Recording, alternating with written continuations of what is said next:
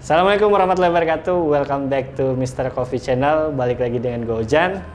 Oke, di kesempatan kali ini kita akan ngebahas seputar cupping. Ini di depan kita ada sendok, ada cupping bowl, ada gelas yang bermacam-macam warnanya.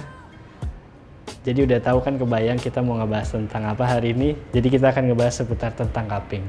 Yang pertama akan kita bahas adalah tentang cupping bowl dulu. Mau tahu seperti apa? Check this out. Di part pertama ini kita akan ngebahas perbedaan cupping bowl yang jenis Duralex atau cupping bowl yang ini. Terus juga sebelum kita bahas ini lebih lanjut, yang perlu kita ketahuin adalah pada saat cupping, kopi yang harus dibutuhkan minimal. Terus baik lagi, boleh nggak gelas cappuccino atau gelas latte? Kalau kita nggak punya ini, kalau di rumah boleh nggak pakai gelas-gelas yang ada gelas plastik atau gelas ya buat ngopi-ngopi santai. Di part pertama ini kita akan ngebahas perbedaan cupping bowl yang jenis Duralex atau cupping bowl yang ini. Terus juga kadang ada beberapa para penikmat kopi yang nanya-nanya kira-kira untuk cupping rekomendasinya menggunakan jenis cupping bowl atau gelas yang seperti apa ya.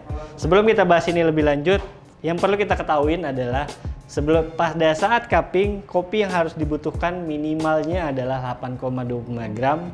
Rasio airnya lebih kurang 150 ml, which is itu berarti perbandingannya rasionya 1:18 lebih kurang. Otomatis yang harus kita gunakan cupping bowl-nya adalah berarti minimal menggunakan kapasitasnya 150 ml. Nah, otomatis yang kecil-kecil di bawah itu tidak bisa digunakan atau tidak direkomendasikan. Karena minimal yang rasio digunakan itu adalah 150 ml dan kopinya yang digunakan adalah 8,25. Nah, yang direkomendasikan seperti apa?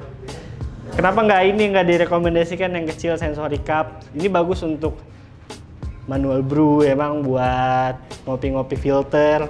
Cuman untuk cupping ini kurang direkomendasikan karena bentuknya terlalu kecil.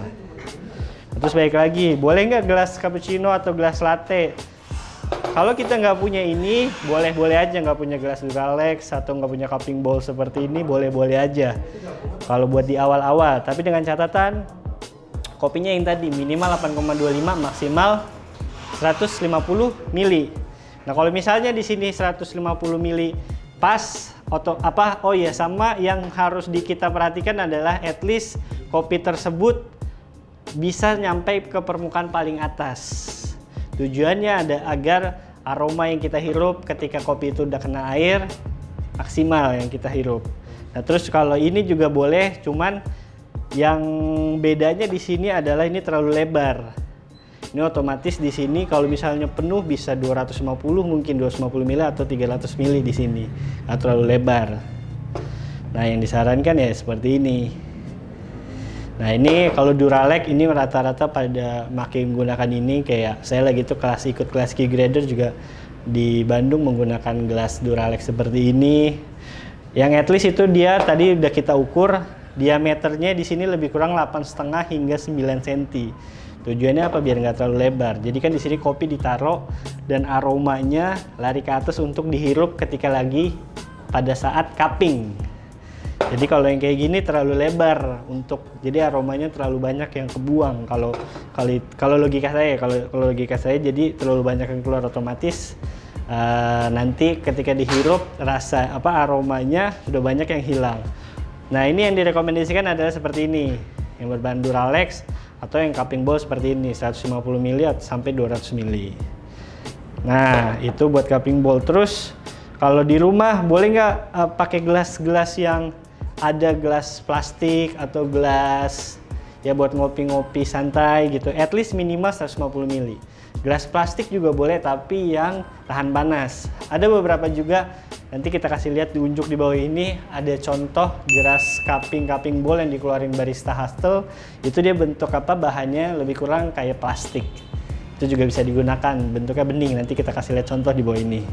Nah, jadi teman-teman untuk cupping di rumah atau di coffee shop kalian mau menggunakan ini boleh, atau gelas-gelas kesayangan kalian yang lainnya juga boleh, tapi at least minimal 150 ml. Cuman kalau ada dua jenis cupping ini lebih bagus lagi, tinggal digunakan pada saat kalian membeli biji kopi atau beans kopi kalian sebelum digunakan di kedainya, kita harus melewati tahap cupping dulu. Tujuannya apa? Biar biar kita tahu rasa kopinya itu seperti apa, sesuai atau tidak dengan yang ada di packagingnya. Nah, itu aja mungkin yang bisa gue sampaikan. Di part selanjutnya kita akan ngebahas tentang perbedaan sendok-sendok ini.